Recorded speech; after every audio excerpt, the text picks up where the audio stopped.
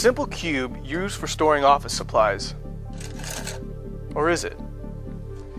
In his book, A Land Unknown, Hell's Dominion, Brian Melvin describes miles and miles of cubes, each one containing a person suffering the same punishment they inflicted on others before they died.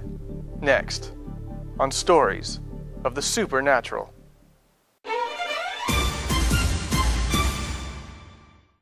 In 1980, I was a rough and ready kind of a guy. I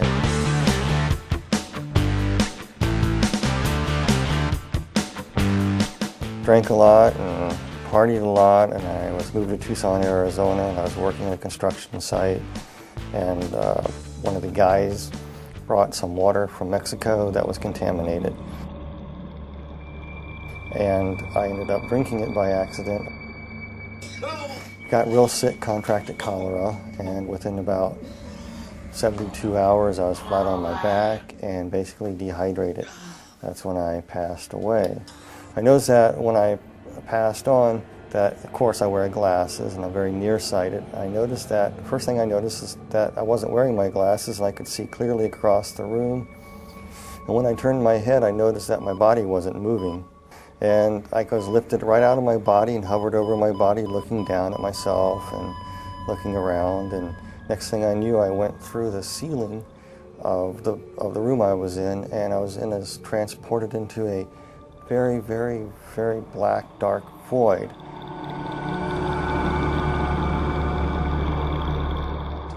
I could hear like somebody speaking to me, like telepathy. And it was explaining to me many, many things that I no longer remember, but most of the idea was explaining to you the whys of life, why there was evil in the world, why this, why, people have questions all the time. These were being answered to you as you were being transported to this light.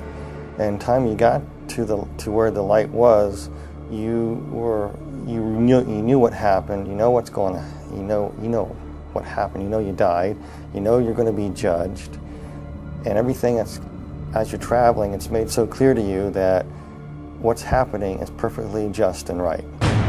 Oh yeah, I was going through the darkness and I was approaching the light there, and I noticed that on this rock, it was a big huge boulder right out in the middle of this darkness, and there was a person sitting on a throne.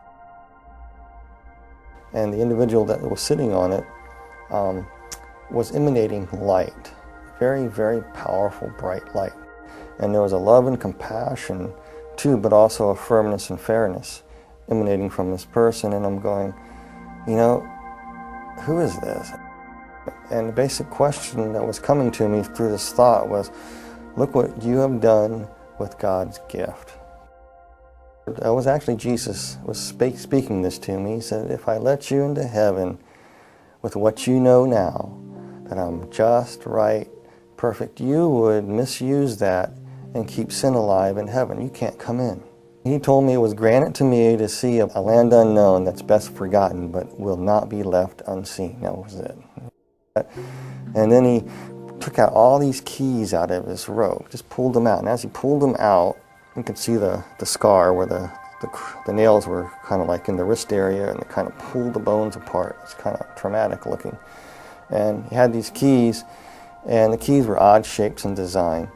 And he walked over to a place, and he stuck this key into this, looked like a gate. And a door opened. Then the veil came over, and it was dark again. I couldn't see it. All I could see was the Lord. And I was being moved toward this door, and I went through that door into a void. A tornado vortex. It was just going round and round. It was a tunnel, spinning horrendously around, just roaring and roaring and spinning and spinning and spinning.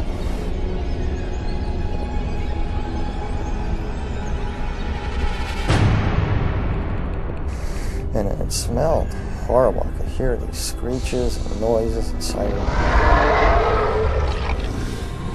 The most thing that I remember the most was slurping noises and screams, and I could feel heat, really hot heat. The next thing you know, I was falling through the sky. It looked like the sky, and I hit the ground.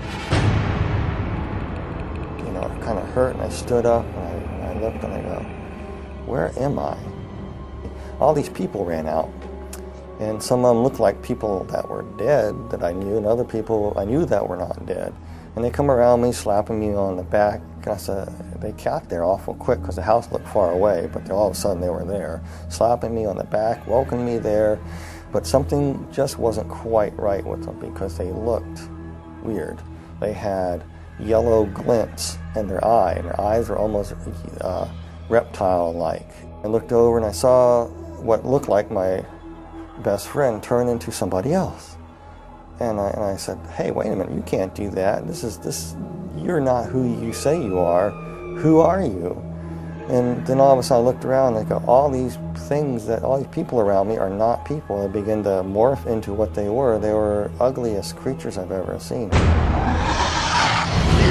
Reptile-like, some of them, they were just god-awful, like rotting vegetables, and they were distorted and twisted, and they were not perfect by no means. And they were just filthy, smelly creatures. And they were just starting to come at me like they're going to shred me to pieces. And one tried to grab me right across my chest, and one tried to grab my legs. And while they're trying to tear you to pieces, they backed away, and this one that looked like my best friend earlier, who morphed into different people, came up to me. It was he was about 4'8", looked like a sort of half dinosaur, a reptilian type creature, and it was hissing and spitting at me, and was speaking in a language that I didn't know what it was saying at first. I was telling, and it was broken in English. It was telling me to come, follow it, follow it, follow it. So he motioned to me, and we took a few steps, and all of a sudden we were at the end of the horizon. That doesn't make any sense, but we came across to what looked like the end of the horizon. You couldn't go any further, and I couldn't understand what it was. And yet I could look out, and I could see all this vast fields and mountains. And then that creature stuck its hand in this horizon, and he ripped it open like a veil, and he stepped out of it up onto this road, and he telling me to come, motioning me to come. So I did the same. I just went ahead, I got out, and next thing I knew, I was on a large, wide, dusty, flat road. I just came out of a cell, a cube. It was around 10 by 10 foot square. It could have been 14 by 14, but that's what the dimensions were. And there was a cell next to it, and there was a cells above it, kind of set back, concave, so they're going up. And there were 6 of them to the roof of this place. And in the walls are embedded peoples in cells. And he pointed to another cube, and in this cube I was looking at there were people inside these cubes. Some were vacant, some people waiting for people to arrive like I did.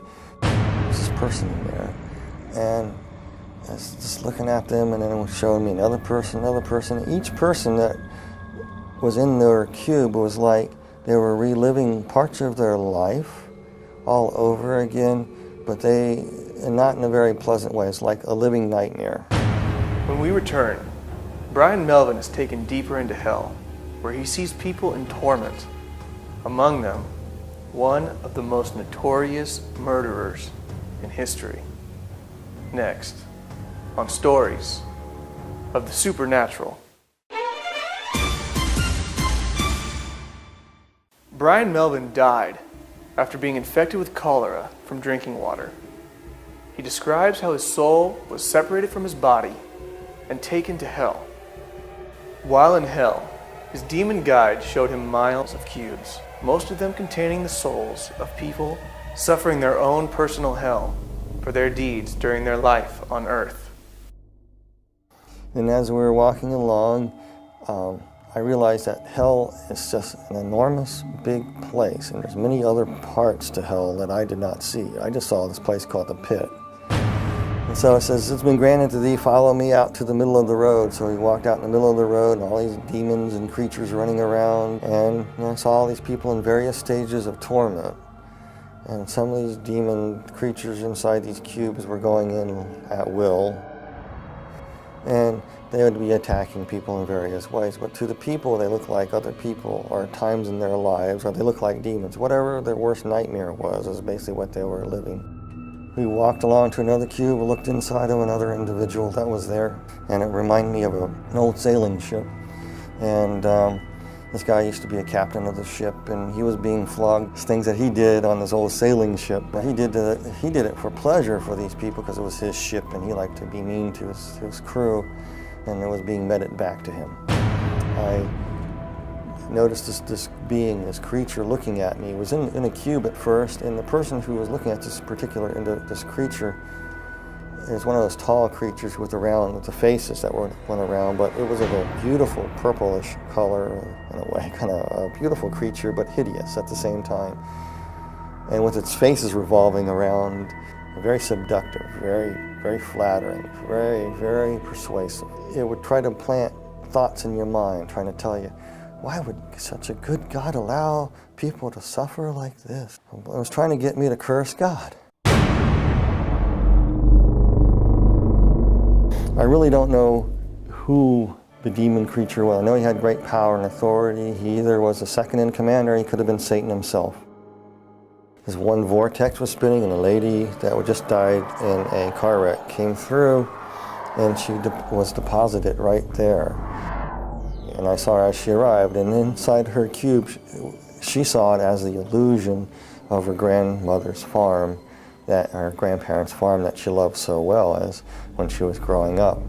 And her grandmother recently passed away too, so she got in this cube, and immediately she thought she was in heaven because there was a grandmother waiting there welcoming her.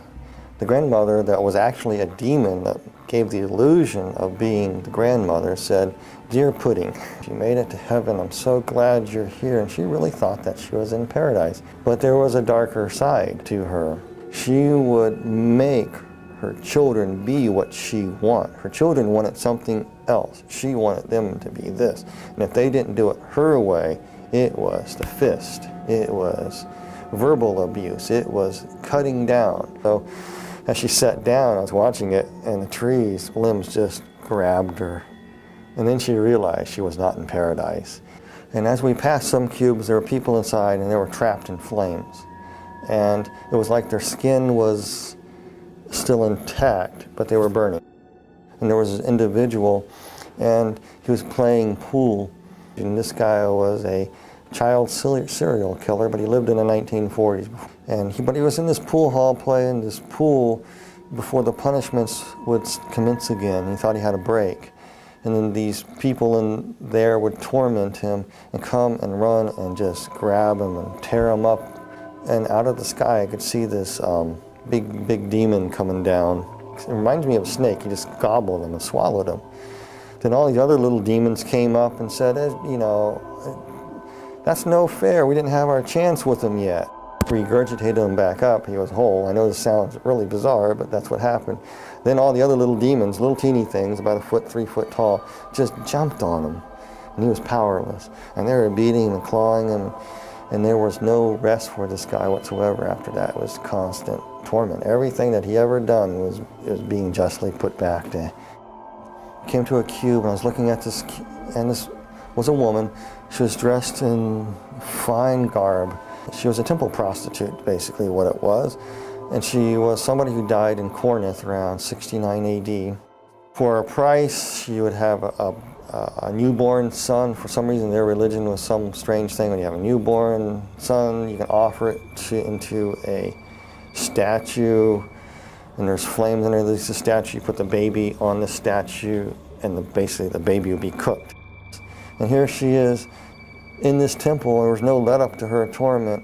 It was almost like all the little babies that she burned that were hers and other people's were tormenting her, mocking her, pouncing on her, just crawling and tearing her up. And she just screamed, and I had to turn away and walk.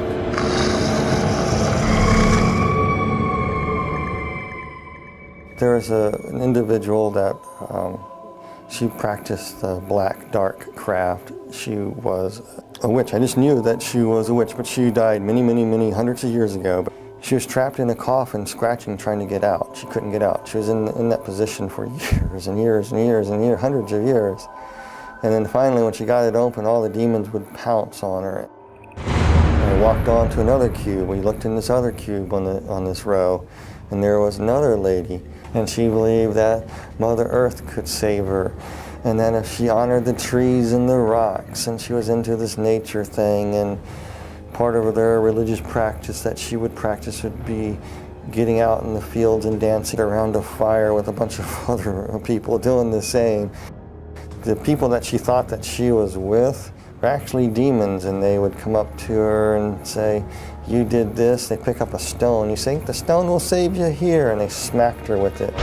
So she was standing there, and the demons reached down there and reached in her mouth, ripped out her tongue and part of her thing. Says, "You talk bad?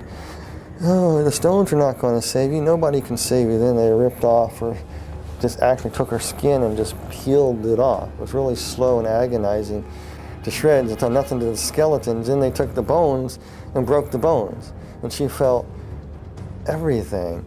Then her body would come back together. The flesh would come back together. And she'd be whole again. And it would start all over again. A different scene would happen. And some of the cruelest people on earth were in these. Some people, I don't like to say names of people or anything like that, but I will, this one particular individual is definitely there, and everybody knows who it is. It's Adolf Hitler. Hitler was sitting in a cube. The cube was open, and it was just burning flames. He's just sitting there burning. And his flesh wasn't burning, and he had this hideous look on his face. And as he was burning, the flesh would be rotting, and he was feeling every bit of it. It was almost like every oven of the gas, of the concentration camps, all the tortures that went on there were being meted back to him in one intense flaming bit of stoked up white hot heat that would rot his flesh away at the same time, make him ashes, come back. He was just being tormented like that. I remember having this weird look on his eyes. It was just angry, vicious anger. When we return, Brian Melvin tells how for a moment he thought he may be trapped in hell for all eternity. We were walking in another segment of hell near the back recesses of the wall, another segment of the deep dark pit. And we're coming to this one pit there was one place, and the cube was open, and inside there, this demon was trying to get me to go inside this cube in what looked like a dentist chair. I'm not afraid of dentists at all, but this thing looked like a dentist chair to me, with all these hideous creatures in there trying to say, "This is where you are going. And they want you in this cube here." And they were trying to get me in there, and I didn't want to go. And this part is very hard for me, because you got to understand, you are so scared. And this whole time you're there, you're just saying, "Jesus Christ, Jesus Christ, Jesus Christ." By that time, I was probably saying "Jesus Christ" so fast, "Jesus Christ" so fast that it was a blur. That's all I can say. They wanted me in this cube, and I was scared. I didn't want to go in this thing. And like I said, throughout the whole time, you felt a connection with somebody from above, the Lord. And then all of a sudden, you could feel something coming for you. I was so petrified, I couldn't distinguish what it was. You could feel the footsteps walking behind you, and the ground thundering. And as it closer, whatever it was walking behind me. And I was too scared to turn away to see who it was, because I didn't want these things to rush me and grab me. And all of a sudden, they started coming toward me. And then the presence got right behind me, and they all scattered. And that purplish, big, tall, demonic creature, the regal creature, kind of backed slightly away and kind of bowed and kind of walked out, just kind of slithered on into the mist, into the darkness of hell. And the Lord was carrying me up.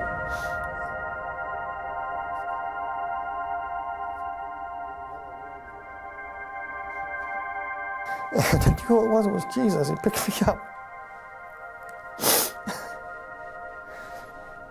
This is the part I remember though so clearly. He just picked me up in his arms, and I could see where they crucified him.